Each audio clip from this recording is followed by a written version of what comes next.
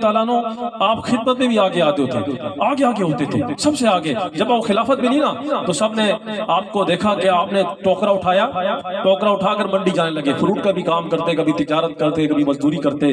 تو مولا علی شیر خدا رضی اللہ تعالیٰ آپ کو دیکھا اور دیکھ کر پوچھا اے ابو بکر کہاں جاتے ہو؟ اب تو تم امیر المومنین ہو گئے ہو، اب تو تم بادشاہ ہو گئے ہو، اب تو تمہارے ذمہ خلافت آ گئی ہے، لوگوں کی تم نے خدمت کرنی ہے، تم مزدوری کرنے کہاں جاتے ہو؟ تو آپ نے عرض کی میں کل بھی مزدور تھا، میں آج بھی مزدور ہوں، میں مزدوری میں اس لیے جاتا ہوں کہ مزدوری کروں گا، محنت کروں گا، مشقت کروں گا، اپنے گھر والوں کے لیے کچھ لے کر آؤں گا تو میرے گھر والے کھائیں گے۔ تو مولا علی شیر خدا رضی اللہ تعالیٰ فرماتے ہیں میں چلا گیا عمر فاروق رضی اللہ تعالیٰ کے پاس اور میں نے جا کے عرض کی یہ معاملہ ہے، ہم کیوں نہ ان کو بلا کے ان کا وظیفہ مقرر کر لیں۔ ابو بکر صدیق رضی اللہ تعالیٰ کو بلایا گیا اور آپ سے پوچھا کہ اگر ہم آپ کا وظیفہ مقرر کریں، تنخواہ مقرر کریں تو آپ کتنی تنخواہ لوگے تاکہ آپ سارے کاموں سے آزاد ہو جاؤ، صرف مخلوق خدا کی خدمت کرو؟ تو آپ نے کہا جو ایک مزدور کی مزدوری ہوتی ہے، دیہاڑی ہوتی ہے، اتنی مجھے تنخواہ دے دو، اتنی روز کی تنخواہ دے دو، میں اس پہ گزارا کر لوں گا۔